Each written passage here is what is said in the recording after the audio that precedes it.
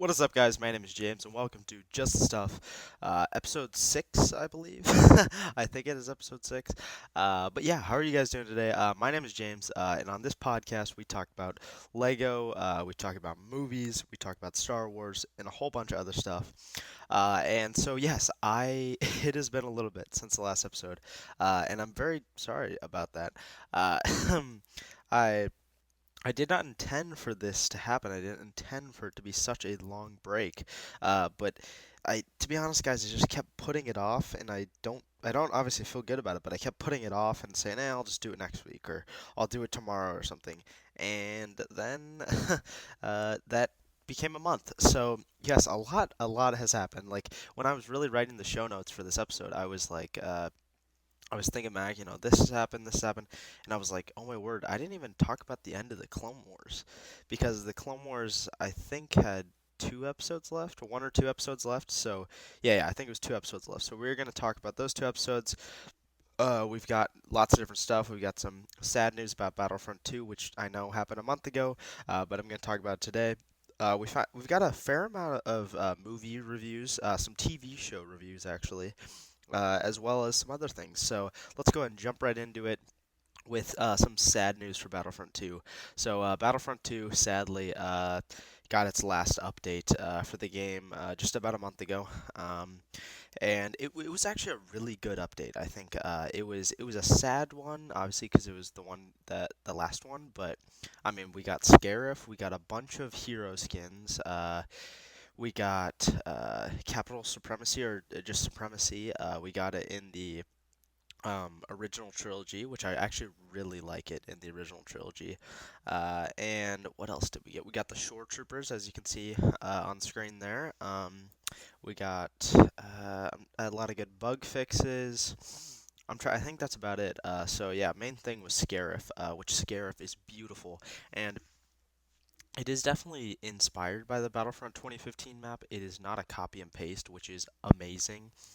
So, I mean, I love the map. And so today I just wanted to do a quick reminiscing on some of my memories of the game. I've played this game since the beta.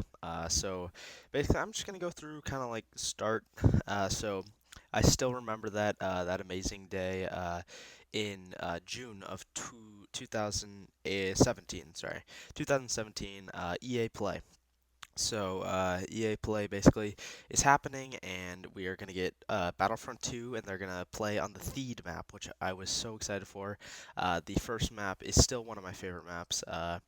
And I still remember watching live streams of people playing it and how stunning it was, and just how advanced it was compared to the last Battlefront, and seeing like Darth Maul run around, and uh, droids versus clones, and it was amazing. And also looking back at the footage, it's like it was such a different game.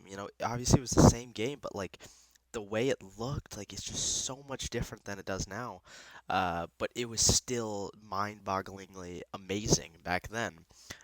So I mean, that was my first exposure to Battlefront. I mean, obviously, like, I had seen videos, when they confirm, this hero is coming to the game, and yeah, that entire build-up was just amazing to the game. I just remember how anticipated I was. To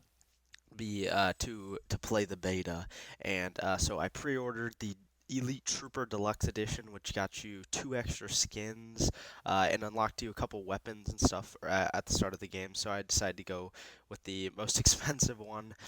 Uh, then I still remember. So I was in school then, and so I remember waking up. Well, first off, I remember waking up super early to play the beta. I would wake up at like 5 a.m. to play the beta for 2 hours, and then playing it a bunch after school. So I mean, that's some of the best experiences I've had. And it was only 2 maps. It was Theed and Takodana, and there may have been a Starfighter map, but I didn't play that. But yeah, I just played the 2 maps over and over again, and then I still remember the launch day. I woke up and I went down to my computer, and I remember, yeah, I think it was the launch day. Yeah, so, and I was just kind of looking at YouTube, and I kind of like completely forgot that the game had come out on that day, I think. And I remember, going to my YouTube feed and seeing somebody's video, and it was like a little little bit of Kashyyyk, the Kashyyyk map, which we hadn't even really seen much up to this point, and that map was just stunning. I mean, it was just the graphics on that map are still amazing. I mean, I think over the couple years, I've definitely like, I mean, I've just kind of gotten over bored of the map a little bit, but it's still an amazing map, and that was my first kind of realization of how insane this game would be. And obviously, we had launch, which the whole entire loot box system, I still think it was horrible that they did that, but I really had a positive vibe with the launch. I mean, there was so much content there that I just ignored all that stuff, and but when they decided to change it, they removed it very quickly, which I thought was definitely a great idea. I do think it was pretty dumb that the heroes were locked behind like credits, because I just don't see a reason why I couldn't play as my favorite Star Wars hero. But I mean, very quickly after grinding very hard, I unlocked that. Unlocked all my heroes. And so yeah, shortly after I unlocked all my heroes, and then I mean it was just from there on the game had a little bit of a slow period, obviously because they were working on overhauling the entire progression system. Which I think if they hadn't done that, then we wouldn't have even gotten anything close to Scarif or Clone Wars or anything like that. I think the game definitely would have ended after that next summer because yeah, the game was, I mean, it was rough then. Like, I remember it was just, we didn't get, so we got Crate, which I love Crate. I think that's one of my favorite maps too. But that stuff was done. I mean, that stuff was done, I think, before the game, but I still really like that update. That was good. We got Finn, we got Phasma. Not my two favorite heroes, but both, pretty solid. They've definitely grown on me over time. And then I remember in January, I think it was, or January, February kind of go together for me, but I still remember uh, how hype everyone got when they announced Iden's TIE Fighter as a Hero Starfighter ship. I don't even know if I played it, but I just remembered, that was, crazy. It was like, oh my word, we're actually getting content. So that was, I remember that. We got the Bespin map from the last game ported over, which I love that map from the last game, so that was nice to have. Then the progression system we got, which completely changed everything. And we got a whole bunch of skins, a lot of good skins, yeah. Uh, Famously, we got Wounded Chewie. Yay. I remember, yeah, so that's the skin with the Chewie has a bandage, and it's the cheapest skin in the game. That's the first one I bought. I had all these credits, and I was like, you know what, let's just buy, Chewie.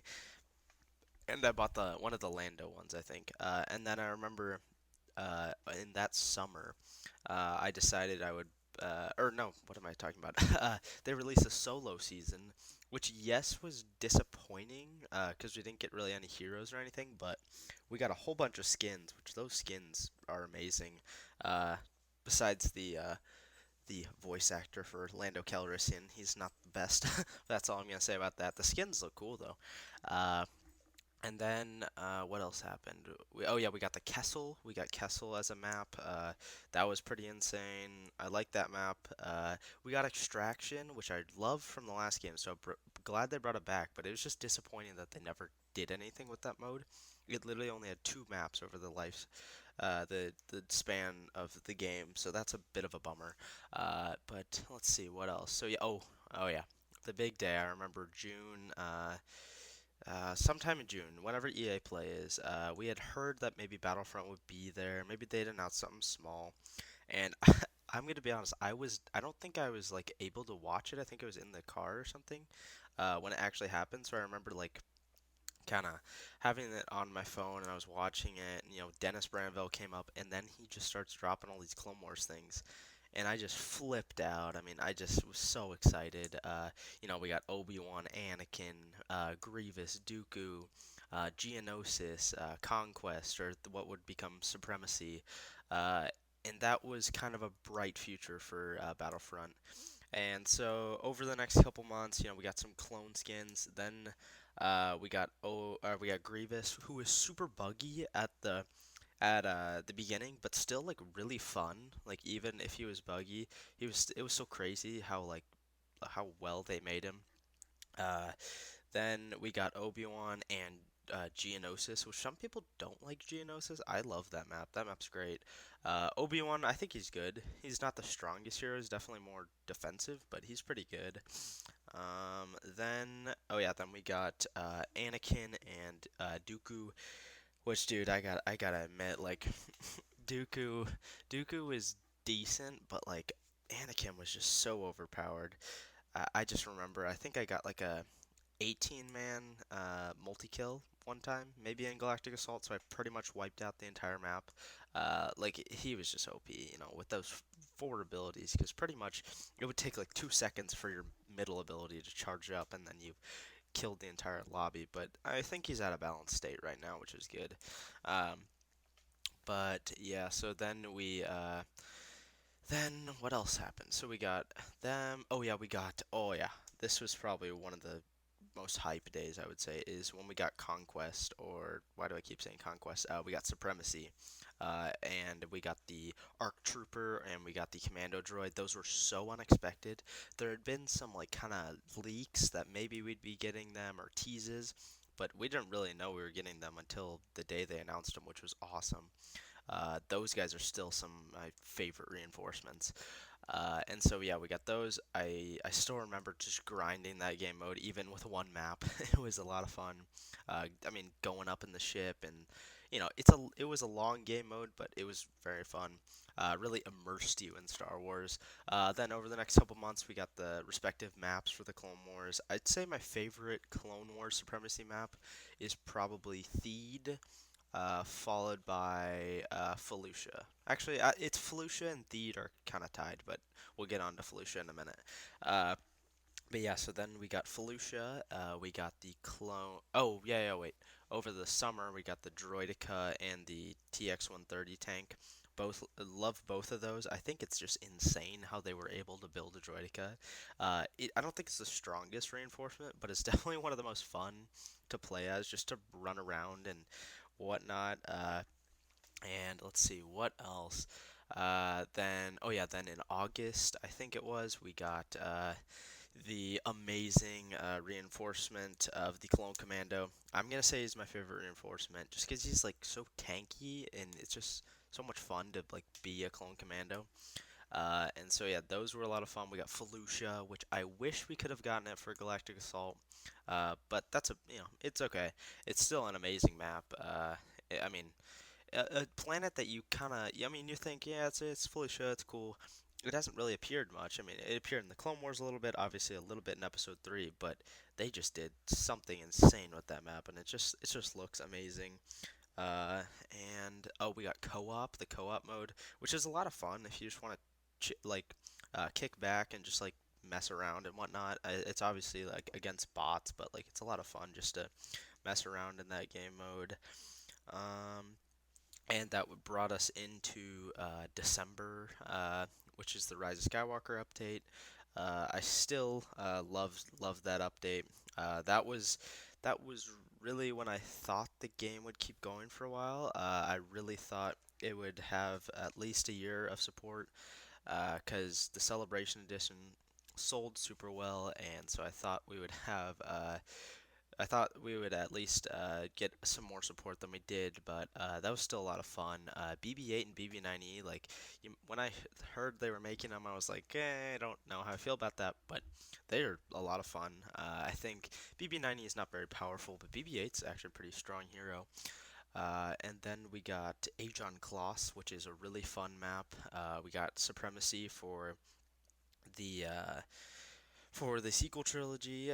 So the First Order ships and the Resistance ships, those are a lot of fun to play in. What else did we get? Oh, we got the Sith Troopers. We got the First Order Jet Troopers, which both of those might be some of my favorite reinforcements as well, up there with the Clone Commando. We got the Resistance Gunner and the Kafek Spy, I think it's called. Those are two fun reinforcements. And yeah, what else? Oh yeah, so then we got the original trilogy stuff. So we got before this we got co-op. We got the Ewok Hunter and the ISB Agent.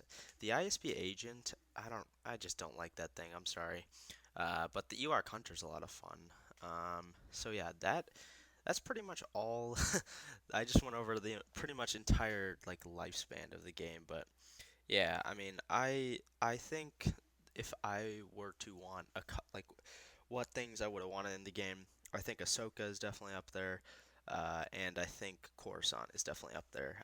That is probably my favorite planet, so really wish we could have gotten that, but I'm still so proud of what the game became, and I do hope they make a Battlefront 3. Don't know if it's gonna happen. Hopefully they do.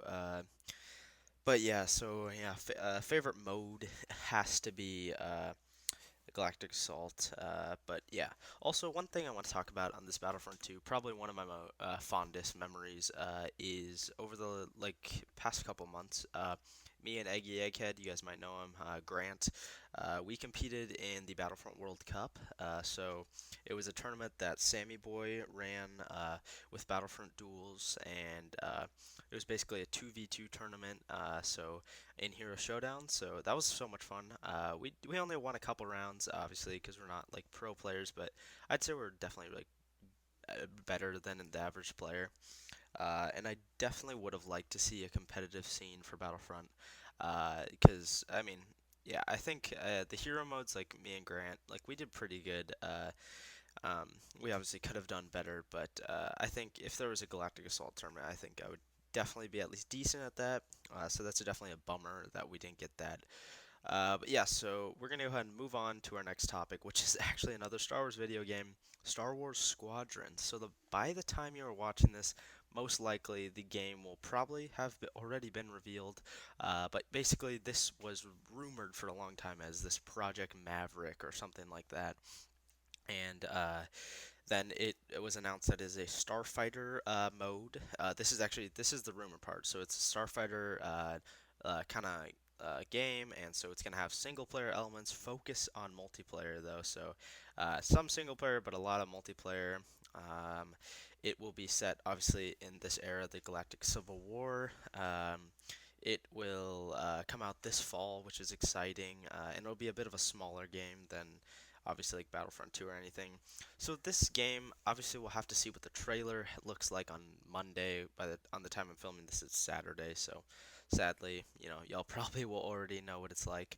Uh, but yeah, so we'll have to see what the trailer shows. But I'm excited for it. Obviously, it's a new Star Wars game.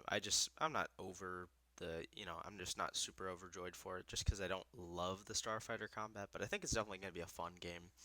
I'll take any new Star Wars game we get. Speaking of another Star Wars game, I know it is kind of crazy that we're getting all these Star Wars games. Lego Star Wars: The Skywalker Saga. So this was requested that I talk about this by someone on my last live stream. Can't remember, sorry. But yeah, so this game I'm very excited for. I played the complete saga so much as a kid. That game has a special place in my heart. And so yeah, I just love this game, or these like type of Lego Star Wars games. And I'm very excited to play this one. I think it's just going to be Lego Star Wars Complete Saga, like on steroids. So yeah, definitely super excited for it. I don't really know what to say about it. Like, we've gotten lots of different heroes confirmed. I'm excited to see what they're gonna do. Like, this is the first one that we've actually gotten where it's all three trilogies, which is cool. So yeah, that's that's all I have to really say about that. Here's a little topic I don't have a picture for, but the Monkey Kid sets were revealed, and the only one I'm really interested in is the ship. So if you guys know the big ship, which conveniently is the most expensive one, which means I'm probably not gonna buy it. But if I had to pick one of them, I'd say that the big ship or the Monkey Kid HQ or it's something like that. But yeah, I definitely like how that set looks, and I think the whole theme in general, like some people have been calling it the Ninjago killer, and I think there's definitely a chance it could become more popular than Ninjago. I think if I had to get into one theme, I would get into Monkey Kid over Ninjago. But yeah, I like the builds. I just like how interesting they are, and they also have some cool new pieces to them. But yeah, that's all I have to really say about the Monkey Kid.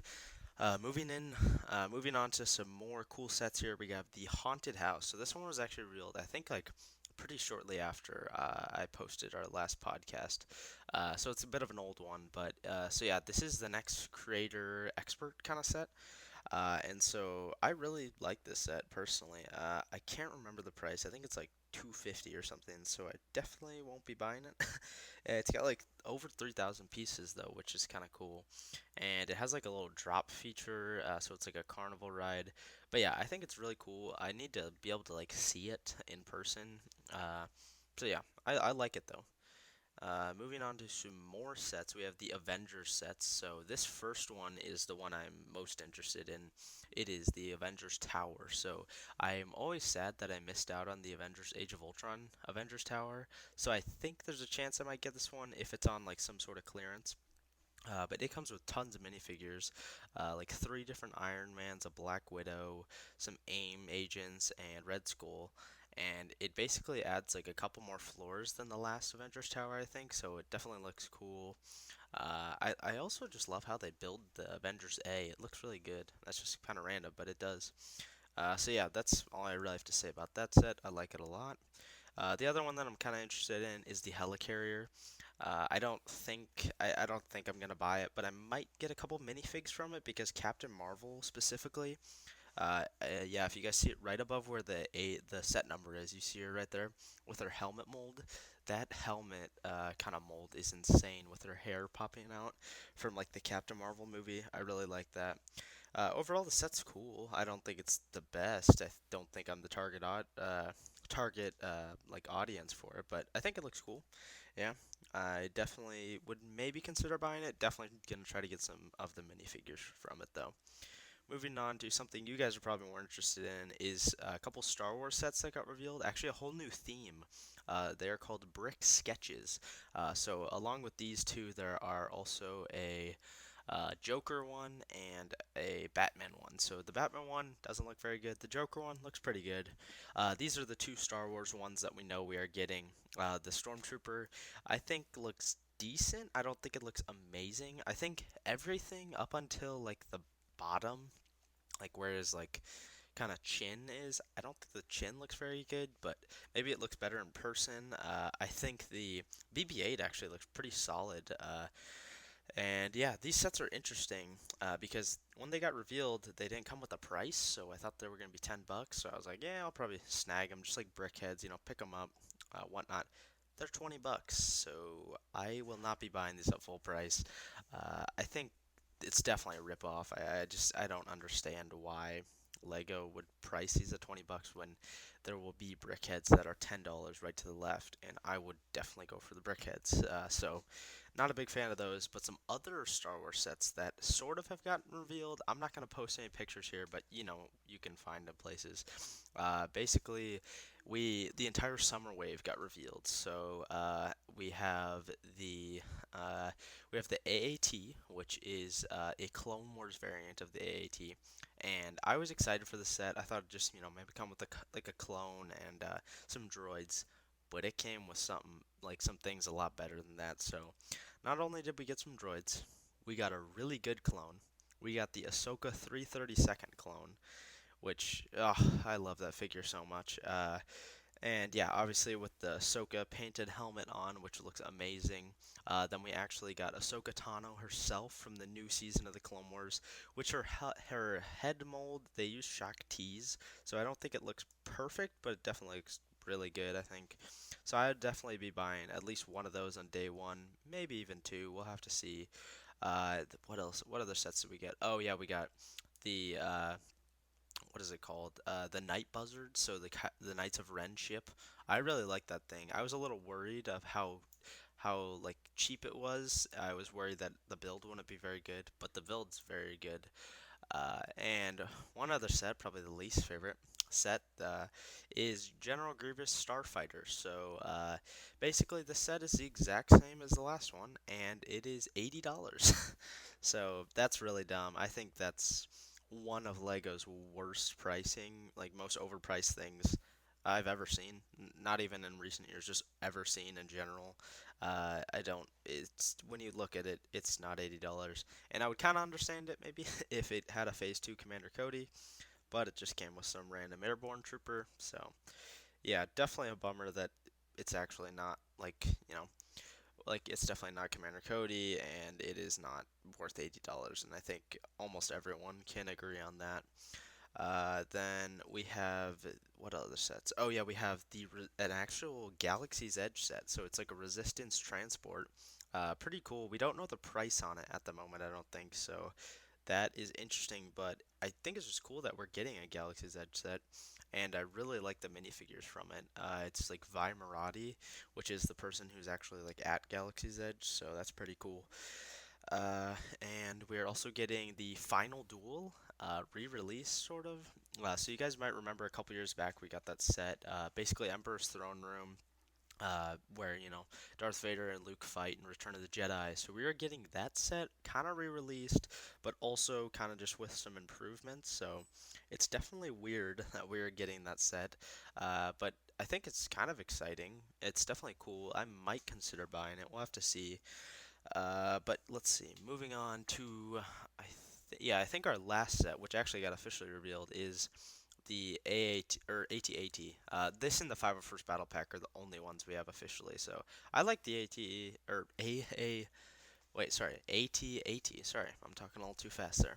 I like the AT-AT. I think it's obviously a cool set, and I don't think I'm gonna buy it because I think it's 160, 170. I already have the ATM6 at the moment, so I might buy this once it goes down in price a little bit, but probably not at that full price. I don't know. I'll have to see it to change my mind, but I like it a lot. I think it's the best looking AT-AT by far that we've ever gotten. So that is it for set reveals. Now we're moving on to Star Wars: The Clone Wars. So I believe last time I talked about it, how many episodes did we have left? I think we had 2 episodes left. Uh, so I'm gonna go ahead and straight up say that the last 4 episodes of The Clone Wars are some of the best Star Wars content ever. I truly believe that. I count them as a film now. I will maybe add them to my ranking. I'll have to see about that. But yeah, I think the last 4 Clone Wars episodes might be my number one of all of Star Wars. And I mean, I just enjoy it so much, and I mean, I just don't even know how to describe the emotions I felt during the Order 66 scene. I was very, very, very close to tears. I believe I shed a couple tears right as Rex was about to attempt to kill Ahsoka, and I mean, just the emotion you hear when he says "find Fives," find him, and you just like feel that just like right in. Fives is also just one of my favorite clones, and so calling him back like that is just amazing. I definitely got to give a shout out to Kevin Kiner and his sons. They did something truly special with the music in this last season. I shout out to actually another YouTube channel. I want you guys to go check out Kessel Run Transmissions. He did an interview. Corey and Michael MGF. They did an interview with Kevin Kiner and his sons about the music for the Clone Wars. Definitely go check that out if you guys want some more insight into what it was like creating the music for the season. But I mean, yeah, I mean, the music, the visuals. This is some of the greatest looking animation I've ever seen. I think it is the greatest animation I've ever seen. And I mean, Ahsoka just like, I mean, just saying she's not gonna kill her friends. They were her friends. Literally, like 10 minutes ago, they were her friends, and now they're trying to murder her. And Rex, as he has to gun down his brothers, and he just in that final episode when he goes up to Ahsoka, and he's just like, I don't know if I can do this. And I think the final scene, obviously, or close to the final scene of the Clone Wars, when we get Ahsoka and they're all the spikes with the clone helmets on them, I believe I was crying then, and that's when it settled into me that the greatest TV show of all time is over forever. And I mean, I'm just getting chills thinking about it right now. Because, I mean, I do believe this is the greatest TV show ever. I grew up with the show, and when it was canceled, it was shocking. And but the fact that I mean it was such a blessing that we were able to get this whole entire last season. And I mean, as I think about it, the Bad Batch, I rewatched it just a couple weeks ago. Such a fun arc. I mean, I've seen a lot of people say this, and I have to agree with them. It is just pure Clone Wars fun. I mean, you just get a lot of clone action. You get some Jedi action. Get some clones beating some separatists. I mean, it's just amazing. And I really wish we could have gotten more Bad Batch throughout the series. But then also thinking about the Ahsoka walkabout arc, and I'm gonna be honest, I'm not a big fan of it. I didn't really love it. It definitely wasn't my favorite arc, but it definitely wasn't my least favorite arc. It really had some necessary building of Ahsoka's character in it, and quite possibly my favorite line from this whole season has to be from Ahsoka, and I don't know if it'll be word for word, but I believe she said something like, somebody asked why you help people, and she says, like, when I help people, I just help them, like I just do it, like there's nothing else to it, and so I mean that really stuck with me. Obviously, a powerful message, and it's just this series throughout is just so amazing.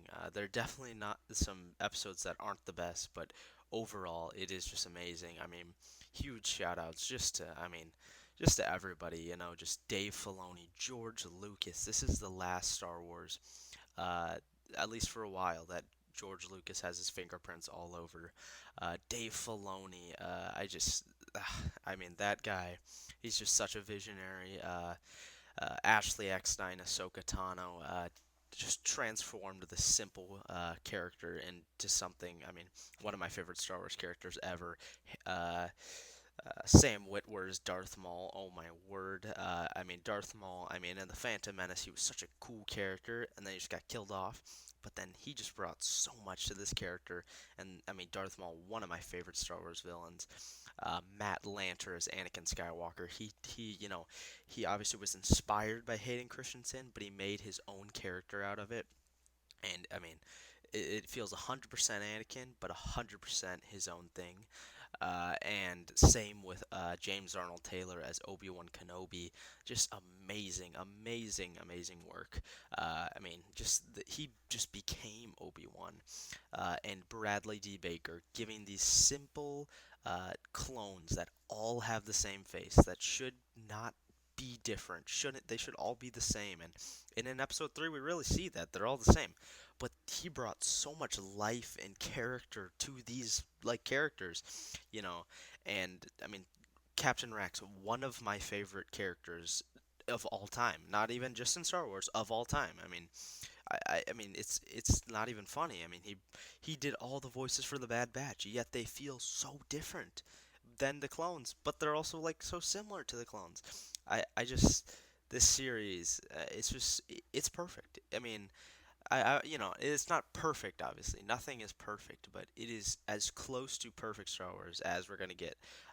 Clone Wars is my favorite era, and this TV show brought something crazy to the table, and I think it took a lot of risks, and a lot of those risks paid off, and I mean, there's never gonna be anything like it. I really don't think there will be, and yeah, I mean, it's amazing, and yeah, so that was kind of my. I know that was just a long segment of me just talking about Clone Wars, but you guys don't understand how much it means to me and how amazing it is. And if you have not watched it, please, please go watch it. I mean, it is. I would say it's necessary viewing for a Star Wars fan, like 100%. Like you are not gonna have the complete storyline if you do not watch every single episode of the Clone Wars. So yes, that is my recommendation for you guys. Go watch the Clone Wars. Amazing stuff. Okay, so with the Clone Wars over, we're going to go ahead and move on to some more Star Wars content. The Mandalorian documentary, the Disney Gallery Mandalorian documentary. So this has been going on for 7 weeks, I believe. At the time of filming this, the seventh one kind of just came out. So yeah, they've been like cool. I don't think they're like as as insane as the actual Mandalorian, but it's cool to see like all the stuff that has been happening with the Mandalorian, and like behind the scenes and everything, from what the score, creating the score was like, to the amazing and super advanced technology that they're using on the set of the movie. Or I mean, it seems like it's on the set of a movie. It's just a TV show though. But I mean, yeah, I like it. It's really fun. If you guys aren't watching it, I think it's definitely interesting. And I'm like I really enjoy filmmaking and the craft of filmmaking a lot. So for me, I really enjoy watching behind the scenes stuff and how they created that visual effect and stuff like that. So if that's not your thing, I guess you don't have to watch it, but the episodes are pretty short to the point where like if you just put it on the background, like I think you should do that. It's a lot of fun to still do that. So yeah, that is that.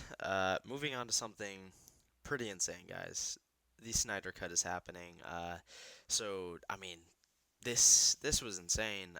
So basically, I can't remember. I think it was a couple weeks ago, maybe at the time of filming this, but a couple weeks ago, Zack Snyder was doing a Man of Steel rewatch. And there had been some loose rumors going around that maybe he'd reveal the Snyder Cut soon. Something would be happening with the Snyder Cut. And I had been like, okay, maybe I won't believe it until he says it. So at the end of the rewatch, or close to the end, they brought Henry Cavill on, obviously Superman, because it's his movie. And so people were like, okay, maybe something's gonna happen, or maybe he's just popping in. He could just be popping in. And so basically, they get a bunch of fans in the chat, or in like the Zoom call with them, and that's super cool. And then one fan, which I think obviously this was like staged before, but it was still really cool. One fan goes, "Hey Zach, when's the Snyder Cut happening, or when are you gonna release the Snyder Cut?" And he's like, you know what? I mean, it exists. I just don't know how we would release it. And then he shows off this image, coming to HBO Max next year. I'm so excited. uh, so I'd say Justice League was one of. I mean, I was so hyped for that movie. The ad campaign was amazing, and then we saw the movie, and it was like, wait, really? That's not the same movie I saw in the trailers? And we were right, because Warner Brothers decided, let's bring in Josh Whedon and ruin the movie. So basically, if you guys don't know the story, Zack Snyder was the director of the film, and he was doing great, doing his stuff. And then he had a family tragedy happen, which is super sad. And basically, instead of saying, "Hey, you can take some time off, and then we'll pick it back up," we're delaying the movie a little bit. Warner Brothers said, "Hey, we're sticking to this release date. If you don't make it, we're hiring somebody else." And they hired somebody else. They hired Josh Whedon to come in because they were like, "Oh yeah, this guy did the Avengers. It'll be a good movie now." And he reshot, I think, like three-fourths of the movie. I think Zack Snyder said what we got in theaters was about a fourth of his work. So it's a pretty much completely different movie. And I know people will say that, but it's like legit. It's a different movie. So this, I mean, there are so many deleted scenes. I mean, I'm so excited.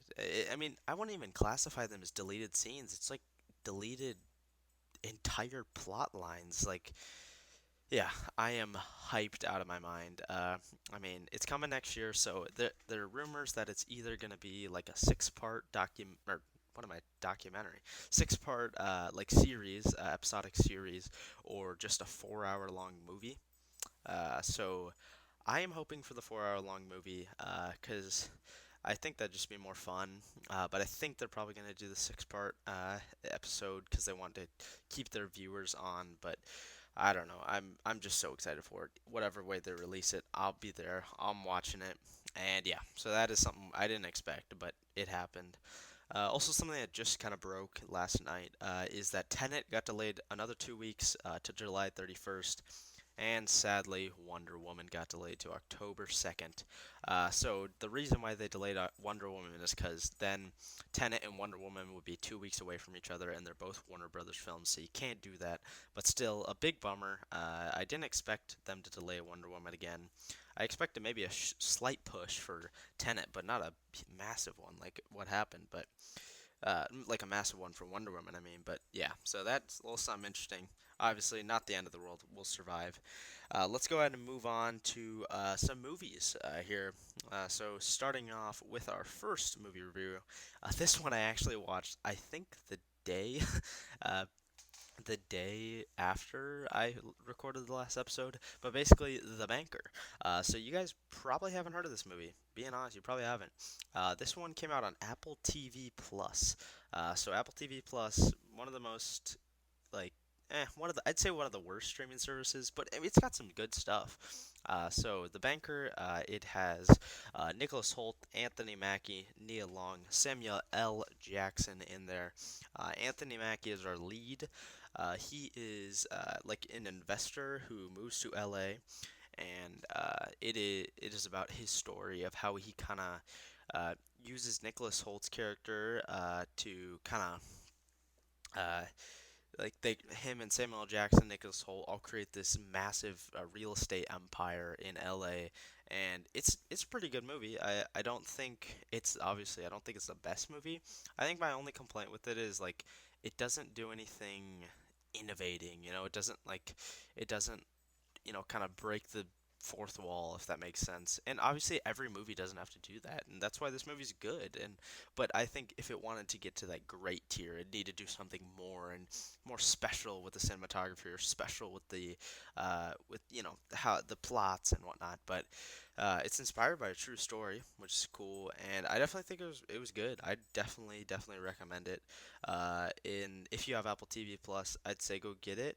But or if you have Apple TV Plus, definitely watch it. But if you don't have Apple TV Plus, I'd say get it and watch a couple things and then cancel it. But yeah, this movie pretty good. I'd give it a probably 7.5 out of 10. Again, nothing crazy, definitely not great, but it's good. Moving on to another movie, a little retro review here. Argo, starring Ben Affleck. So you guys are probably like, "Hey, James, why are you reviewing this movie? This movie came out 8 years ago." And yes, it did. It came out in 2012, as you can see there, October 12th, 2012. So yes, a bit of an old movie. Don't make fun of me, guys. But yeah, this is a movie I have heard only good things about, and just got around to watching it now. And I loved it. Oh my word! If you guys have not seen this movie, go watch it. So it stars Ben Affleck, sorry, and it is directed by Ben Affleck, which is crazy. And so basically, it is the story about in Iran, these six. So basically, the USMC gets like taken over by protesters, and six like people who work at the embassy escape, and they're stuck in Iran, and they're hiding at the Canadian Prime Minister's house. And so the CIA, Ben Affleck's character works for the CIA, and they're trying to figure out a plan on how they're going to get these people out, because the Iranians don't know that they're there, but they are trying to get the people out, and he comes up with the idea to create a fake movie, and they're going to go ahead and say that they are all like a film crew that are scouting for locations, and it's just such a fun, like, it's so cool to see them like they convinced, and it's a true story, they literally convinced all of Hollywood that this movie called Argo is coming out, and it's going to be the sci-fi fantasy, kind of like Star Wars, and they convinced all these people, and they had like an actual like film set up, and like they had the production was running on it, and then they obviously, spoiler alert, everybody escapes obviously because the plan works well. But I kind of like knew that everyone would escape safely. I just kind of assumed that, and I've heard the story before. But like the scene where they're like barely escaping is really intense. So Argo, I'm gonna give it a 9 out of 10. It's really good. I top that top 25 movies maybe of all time, at least top 50. Definitely good stuff. If you guys haven't watched it, I know it's an old one, but definitely go watch it if you have not seen that one. Okay, moving on to, oh boy, some more movie reviews that I am definitely going to get some hate for not seeing. The Pirates movies. Guys, I know I haven't seen them until now. So, whoa, the Pirates movies, they're good. And so here's the thing, like I knew they were good, but like I just never watched it. Like I think maybe I watched them as a kid. I definitely don't remember them. I remember going on the ride at Disney World, but I just don't remember watching them. So they've been on Disney Plus for since it came out, but I just never watched them. And I had a bunch of people recommend them to me, and I was like, you know what, I just got to do it. And I just binged all three, and I loved them. So Curse of the Black Pearl, the first one, that's my favorite one for sure. It's one of the no, I don't know. I mean, it's also again like top 25 of all time now. I loved it. It's such just a fun swashbuckling adventure. You have Johnny Depp as your lead, obviously as Jack Sparrow. Such a fun and funny character, but also like just like kind of cool too. You have Jeffrey Rush, which I believe he plays Captain Barbossa, and I liked his character a lot. I think he's pretty cool. Orlando Bloom plays Jack Turner, which is he's such a cool character. Like just he's just like a cool pirate sailor dude. Like him a lot. Which also he plays. Oh my word, I'm blanking on his name from Lord of the Rings. Oh my word. Oh my word. The elf dude. Oh my word. I don't know, guys. Make fun of me in the comments. I know who it is. And then you have Kira Knightley, I believe, who plays Elizabeth Swan, uh, who is I like her character a lot too. I like her because like she just like kind of like doesn't take crap from anybody, and I think that's cool.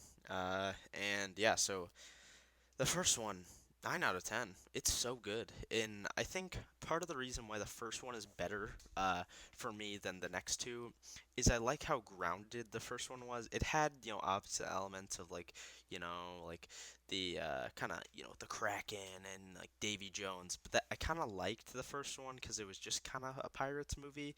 And it wasn't so, like weird, kind of like fish and, all that stuff. And I liked how the world was so small. But in the second and third one, so the second one, Dead Man's Chest, that's my second favorite one.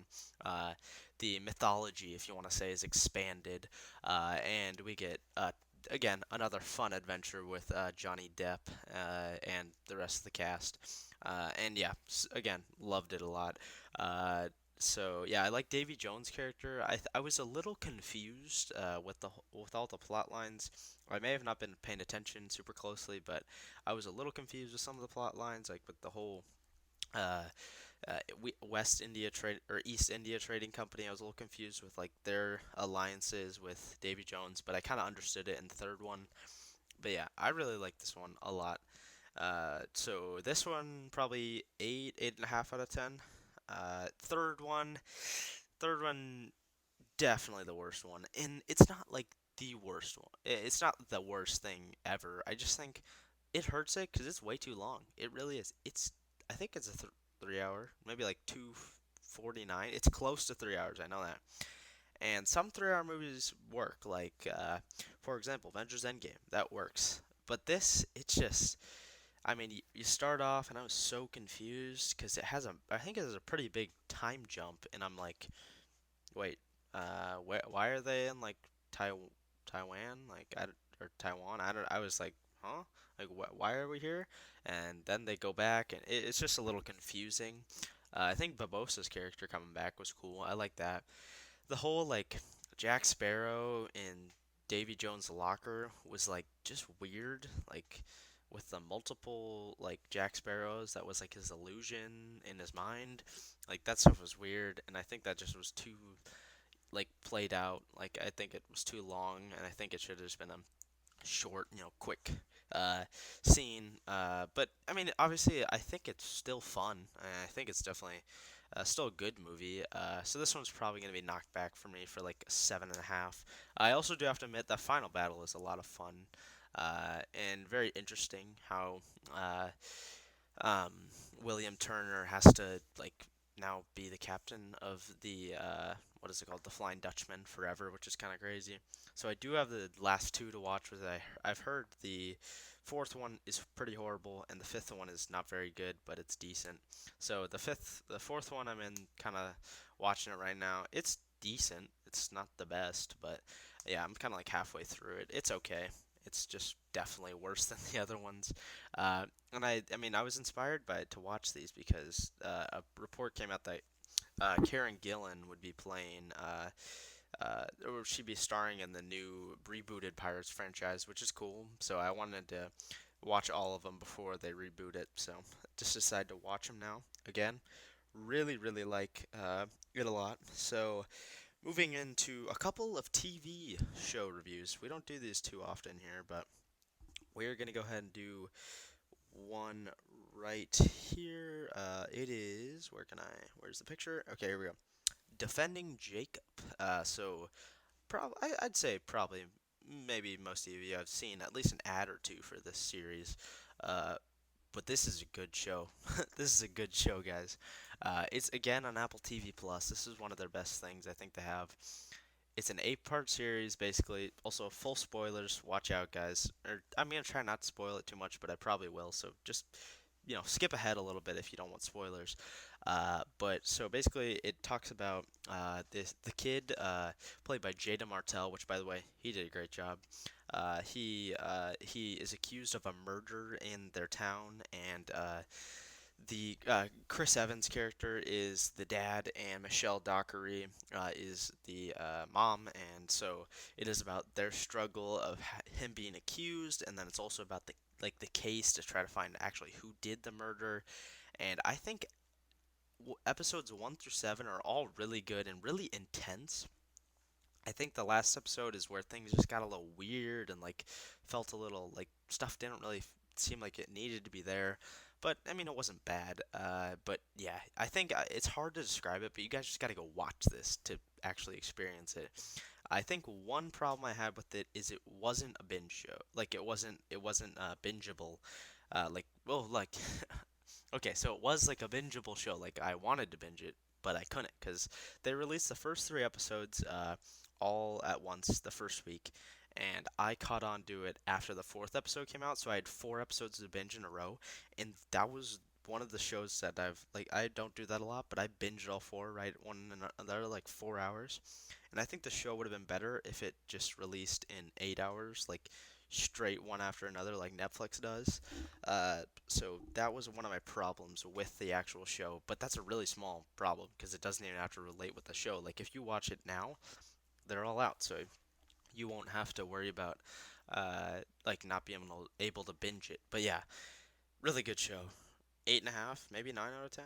I mean, Chris Evans is insane, and obviously Michelle Dockery, amazing. I was a little confused with her character, kind of spoilers here, but she did some weird stuff in the last episode where I think she thought the son killed the person, but she didn't want to admit it, so that was weird. But yeah, and Jada Martell, one of the greatest young actor performances I've ever seen. Uh, so yeah, definitely go watch this if you guys have Apple TV Plus. If not, you should probably get it to watch this and The Banker. Uh, Moving on to another show, again a super old one, Agent Carter. Actually, it's not super old. So this season or this episode, I watched this a long time ago.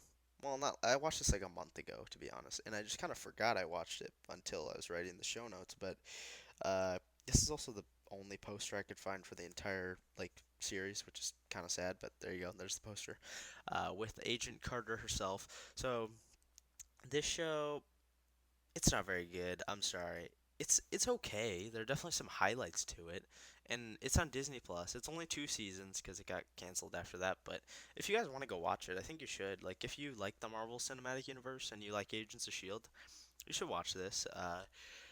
It's just not great. Obviously, it follows Agent Peggy Carter and what she was up to with the SSR, which later became Shield. And it's hard. I don't even really remember the plot line super well. Like the first season was definitely better because it was about Howard Stark and the government wanted to find him and his tech was being stolen. I like that stuff, and I like Jarvis, who yeah, you guys might be thinking Jarvis from the cinematic universe. No, the Jarvis who drives, who is the servant to what is his name? Howard Stark. There you go. Sorry, I forgot Tony Stark's dad's name. But yeah, he actually appeared in Endgame, which was cool. So yeah, I think you guys should watch it. Maybe if you like what you see, yeah, you could probably keep watching it. But yeah, I mean, I don't think it was the best show. I think season one was definitely better than season two. But yeah, I mean, it was fun. Wasn't the best show. Probably a 6.5, maybe 7, 6.5 out of 10 probably. Moving on to another show, kind of in the same realm of that. Our last thing we're going to be talking about here, Agents of Shield, the final season, or it is called the final mission, as you can see there. Some people are calling it. So I'm gonna assume most of you haven't seen the show, but you guys should definitely watch it. I think, yeah, I believe the entire thing is on Netflix.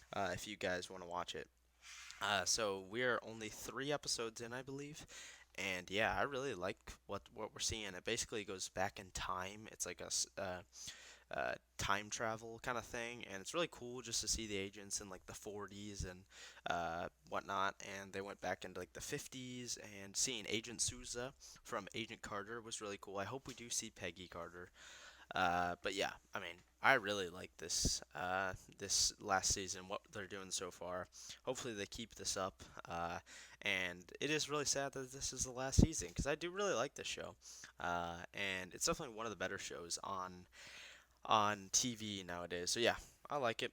I mean, I'm not gonna give a rating obviously until the season is over, but yeah, it's a lot of good stuff. But yes, so that is gonna wrap it up for this week's Just the Stuff.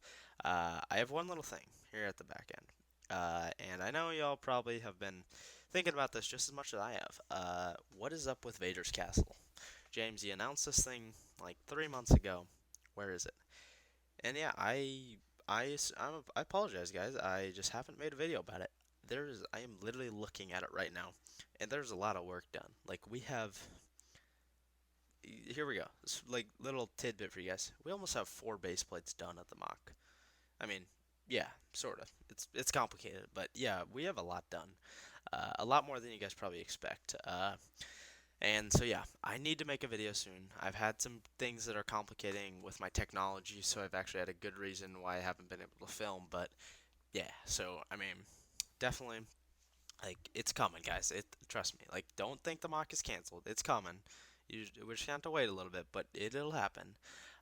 So yeah, with that, thank you all for watching. Really appreciate it. If you stuck along this far, I appreciate you. If you are still here, check me out on Instagram in the description below. Check me out on Twitter, and check me out obviously here on YouTube. Drop a like, drop a subscribe button if you are watching this on YouTube. If you are watching it on any other podcast streaming platform, please drop a review if that feature is available. That really helps the podcast in these early days just get out there to people. Yeah, so again, really appreciate it, guys. Thank you so much for watching. My name is James. It has been a good time. Hope you all